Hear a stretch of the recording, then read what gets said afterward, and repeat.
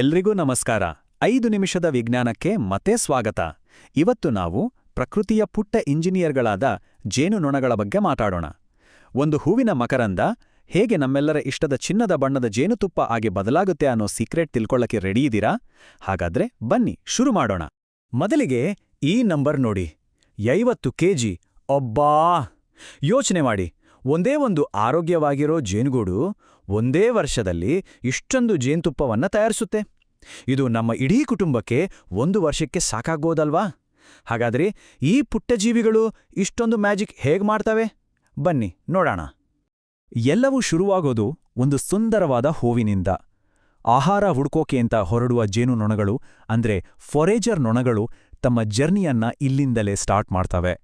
ಇದು ಕೇವಲ ಮೊದಲ ಹೆಜ್ಜೆ ಅಲ್ಲ, ಇದು ಇಡೀ ಪ್ರಕ್ರಿಯೆಯ ಅಡಿಪಾಯ. ಗೊತ್ತಾ, ಜೇನುನೊಣಗಳು ಹುಟ್ಟಿನಿಂದಲೇ ಪರ್ಫೆಕ್ಟ್ ಕಲೆಕ್ಟರ್ಸ್. ಅವುಗ ಹತ್ತಿರ ಉದ್ದವಾದ ನಾಲ್ಗೆ ಇರುತ್ತೆ ಮಕರಂದವನ್ನ ಹೀರೋಕೆ. ಆಮೇಲೆ ಅದನ್ನು ತುಂಬಿಕೊಳ್ಳೋಕೆ ಒಂದು ಸ್ಪೆಷಲ್ ಜೇನು ಹೊಟ್ಟೆ ಕೂಡ ಇರುತ್ತೆ. ಅಷ್ಟೇ ಅಲ್ಲ, ಒಂದೇ ಒಂದು ಟ್ರಿಪ್ನಲ್ಲಿ ಒಂದು ನೊಣ 1000ಕ್ಕೂ ಹೆಚ್ಚು ಹೂವುಗಳಿಗೆ ಭೇಟಿ ಕೊಡುತ್ತೆ. ಅದರ ಜೇನು ಹೊಟ್ಟೆ ಪೂರ್ತಿ ತುಂಬಿದಾಗ ಅದರ ತೂಕವೇ ಡಬಲ್ ಆಗಿರುತ್ತೆ. ಸರಿ, ಮಕರಂದವನ್ನ ಹೊತ್ತು ನೊಣ ಗೂಡಿಗೆ ವಾಪಸ್ ಬಂದಾಗ ಅಸಲಿ ಮ್ಯಾಜಿಕ್ ಶುರುವಾಗುತ್ತೆ. ಇದು ಒಬ್ಬರ ಕೆಲ್ಸ ಅಲ್ವೇ ಅಲ್ಲ, ಬದಲಿಗೆ ಸಾವಿರಾರು ನೊಣಗಳ ಒಂದು ಟೀಮ್ ಎಫರ್ಟ್. ನಿಜವಾದ ಕತೆ ಈಗ ಶುರು. ಓಕೆ, ಈಗ ಕೇಳೋಕೆ ಸ್ವಲ್ಪ ವಿಚಿತ್ರ ಅನ್ಸ್ಬೋದು. ಆಹಾರ ತಂದ ನೊಣ ಅದನ್ನ ನೇರವಾಗಿ ಗೂಡಲ್ಲಿ ಇಡಲ್ಲ. ಬದಲಿಗೆ ಅದು ತಂದ ಮಕರಂದವನ್ನ ಇನ್ನೊಂದು ಕೆಲಸಗಾರ ನೊಣದ ಬಾಯಿಗೆ ಕೊಡುತ್ತೆ. ಹೌದು, ನೀವು ಕೇಳಿದ್ದು ಸರಿನೇ. ಈ ಪ್ರಾಸೆಸ್ ಹಲವು ನೊಣಗಳ ಮಧ್ಯೆ ರಿಪೀಟ್ ಆಗುತ್ತೆ. ಇದನ್ನ ಒಂದ್ ರೀತಿ ಮಕರಂದದ ಪಾರ್ಸಲಾಟ ಅನ್ಬೋದು. ಈ ಬಾಯಿಂದ ಬಾಯಿಗೆ ಸಾಗಿಸೋ ಪ್ರೋಸೆಸ್ ಒಂದು ರೀತಿ ಕೆಮಿಸ್ಟ್ರಿ ಲ್ಯಾಬ್ ಇದ್ದ ಹಾಗೆ.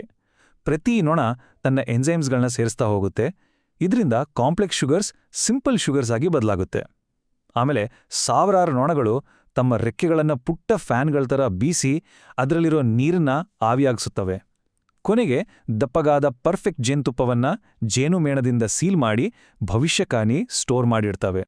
ಅಂದ್ರೆ ಜೇನುತುಪ್ಪ ಅನ್ನೋದು ಕೇವಲ ದಪ್ಪಗಾದ ಮಕರಂದ ಅಲ್ಲ, ಇದು ಕೆಮಿಕಲ್ಲಿ ಕಂಪ್ಲೀಟಾಗಿ ಬೇರೆ. ಇದರಲ್ಲಿ ನೀರಿನ ಅಂಶ ತುಂಬ ಕಡಿಮೆ, ಜೊತೆಗೆ ಇದು ಆಸಿಡಿಕ್ ಕೂಡ. ಅದಕ್ಕೆ ಇದರಲ್ಲಿ ಬ್ಯಾಕ್ಟೀರಿಯಾ ಬೆಳೆಯಲ್ಲ. ಎಷ್ಟರ ಮಟ್ಟಿಗೆ ಅಂದ್ರೆ ಈಜಿಪ್ಟಿನ ಪಿರಮಿಡ್ಗಳಲ್ಲಿ ಸಿಕ್ಕಿದ 3000 ವರ್ಷ ಹಳೆ ಜೇನುತುಪ್ಪ ಇವತ್ತಿಗೂ ತಿನ್ನೋಕೆ ಯೋಗ್ಯವಾಗಿದೆ. ವಾವ್, ಅದ್ಭುತ ಅಲ್ವಾ? ಸರಿ, ಒಂದು ದೊಡ್ಡ ಪ್ರಶ್ನೆ ಬರುತ್ತೆ.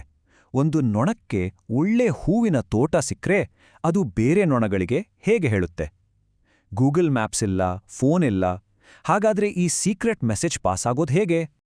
ಉತ್ತರ ತುಂಬಾ ಸಿಂಪಲ್ ಮತ್ತು ಸಖತ್ ಇಂಟ್ರೆಸ್ಟಿಂಗ್. ಡ್ಯಾನ್ಸ್. ಹೌದು, ಜೇನುನೊಣಗಳು ಡ್ಯಾನ್ಸ್ ಮೂಲಕ ಮಾತಾಡ್ತವೆ. ಇದನ್ನ ವ್ಯಾಗಲ್ ಡ್ಯಾನ್ಸ್ ಅಂತ ಕರೀತಾರೆ. ಇದು ಪ್ರಾಣಿ ಪ್ರಪಂಚದ ಅತ್ಯಂತ ಕಾಂಪ್ಲೆಕ್ಸ್ ಭಾಷೆಗಳಲ್ಲಿ ಒಂದು. ಈ ಡ್ಯಾನ್ಸ್ ಎಂದು ಒಂದು ರೀತಿಯ ಲೈವ್ ಮ್ಯಾಪ್ ಇದ್ದಾಗೆ. ನೊಣ ಮಾಡೋ ಆಂಗಲ್ ಸೂರ್ಯನಿಗೆ ಹೋಲ್ಸಿದ್ರೆ ಆಹಾರ ಯಾವ ದಿಕ್ಕಲ್ಲಿದೆ ಅಂತ ಹೇಳುತ್ತೆ. ಅದು ತನ್ನ ದೇಹವನ್ನ ಎಷ್ಟು ಹೊತ್ತು ಅಲುಗಾಡಿಸ್ತೋ ಅಷ್ಟು ದೂರ ಹೋಗ್ಬೇಕು ಅಂತ ಅರ್ಥ. ಮತ್ತೆ ಅದರ ಶೇಕಿಂಗ್ ಸ್ಪೀಡ್, ಆಹಾರ ಎಷ್ಟು ಚೆನ್ನಾಗಿದೆ, ಅದರ ಕ್ವಾಲಿಟಿ ಏನು ಅನ್ನೋದನ್ನ ಹೇಳುತ್ತೆ. ಇದು ಒಂದು ಪರ್ಫೆಕ್ಟ್ GPS ಸಿಸ್ಟಮ್ ಇದ್ದಾಗೆ ಅಲ್ವಾ? ಅಷ್ಟೇ ಅಲ್ಲ, ಜೇನುನೊಣಗಳ ಹತ್ರ ಒಂದು ಸೂಪರ್ ಪವರ್ ಕೂಡ ಇದೆ. ಮೋಡ ಕವಿದ ದಿನಗಳಲ್ಲಿ ಸೂರ್ಯ ಕಾಣಿಸ್ತಿದ್ರೂ ಅವು ಆಕಾಶದಲ್ಲಿರೋ ಪೋಲರೈಸ್ಡ್ ಲೈಟ್ ಅನ್ನ ನೋಡಬಲ್ಲವು. ಇದರಿಂದ ಅವುಗಳಿಗೆ ಸೂರ್ಯ ಎಲ್ಲಿದ್ದಾನೆ, ಸಮಯ ಎಷ್ಟು ಅಂತ ನಿಖರವಾಗಿ ಗೊತ್ತಾಗತ್ತೆ. ಇದು ಪ್ರಕೃತಿಯ ಒಂದು ನಿಜವಾದ ವಂಡರ್. ಈ ಎಲ್ಲ ಅದ್ಭುತ ಕೆಲಸಗಳು ಸಾಧ್ಯವಾಗೋದು ಜೇನುನೊಣಗಳ ಒಂದು ಆರ್ಗನೈಸ್ಡ್ ಸೊಸೈಟಿಯಿಂದ. ಒಂದು ಜೇನುಗೂಡು ಅಂದ್ರೆ ಒಂದು ಚಿಕ್ಕ ಬ್ಯುಸಿ ಸಿಟಿ ಇದ್ದ ಹಾಗೆ. ಅಲ್ಲಿ ಪ್ರತಿಯೊಬ್ಬರಿಗೂ ಒಂದು ನಿರ್ದಿಷ್ಟ ಕೆಲಸ ಇರುತ್ತೆ. ಬನ್ನಿ ಈ ಸಿಟಿಯೊಳಗೆ ಒಂದು ರೌಂಡ್ ಹೋಗಿ ಬರೋಣ. ಒಂದು ಜೇನುಗೂಡಲ್ಲಿ 3 ತರಹದ ಪಾತ್ರಧಾರಿಗಳು ಇರ್ತಾರೆ. ಮೊದಲನೆಯದು ರಾಣಿನೊಣ, ಇಡೀ ಗೂಡಿನ ಬಾಸ್. ಅವಳ ಕೆಲಸ ಬರೀ ಮೊಟ್ಟೆ ಇಡೋದು. ಎರಡನೇದು ಡ್ರೋನ್ಗಳು. ಇವರು ಗಂಡು ನೊಣಗಳು, ಸ್ವಲ್ಪ ಸೋಮಾರಿಗಳು. ಮತ್ತು ಮೂರನೆಯದು ಕೆಲಸಗಾರ ನೊಣಗಳು, ಇಡೀ ಸಮಾಜದ ಬ್ಯಾಕ್ ಬೋನ್.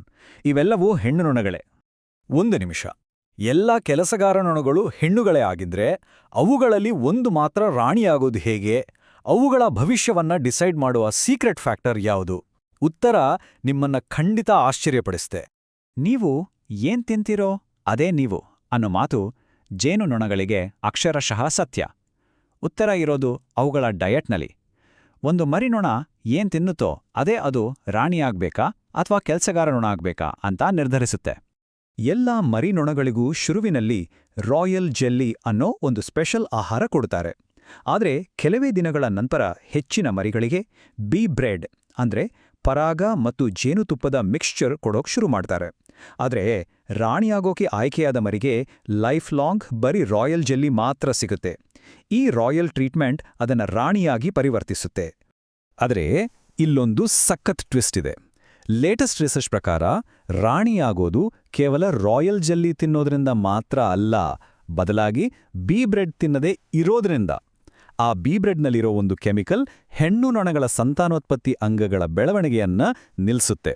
ಸೊ ರಾಣಿಯಾಗೋದು ಅದೃಷ್ಟಕ್ಕಿಂತ ಹೆಚ್ಚು ಒಂದು ಕಂಟ್ರೋಲ್ಡ್ ಡಯಟ್. ನಾ ಮುಗಿಸೋಕು ಮುಂಚೆ ಈ ನಂಬರ್ ಕೇಳಿದ್ರೆ ಶಾಕ್ ಆಗ್ತೀರಾ.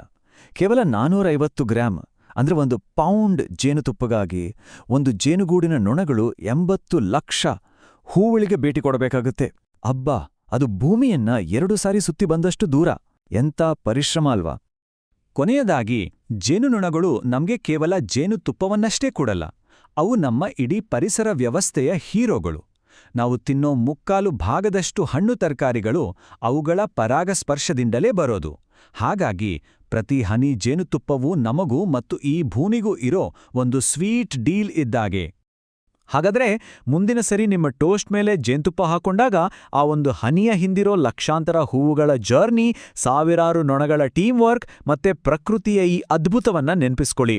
ಈ ವಿಷಯ ಇಷ್ಟ ಆಗಿದ್ರೆ ಲೈಕ್ ಬಟನ್ ಒತ್ತಿ, ಎಲ್ಲರೊಂದಿಗೆ ಶೇರ್ ಮಾಡಿ ಮತ್ತು ಇಂತಹ ಮತ್ತಷ್ಟು ವಿಷಯಗಳಿಗಾಗಿ ಸಬ್ಸ್ಕ್ರೈಬ್ ಮಾಡಿ. ನಿಮ್ಮ ಅನಿಸಿಕೆಗಳನ್ನ ಕೆಳಗೆ ಕಮೆಂಟ್ಸ್ನಲ್ಲಿ ತಿಳಿಸೋದನ್ನ ಮರಿಬೇಡಿ. ನಾಳೆ ಇದೇ ಸಮಯಕ್ಕೆ ಮತ್ತೊಂದು ರೋಚಕ ವಿಷಯದೊಂದಿಗೆ ಸಿಗೋಣ.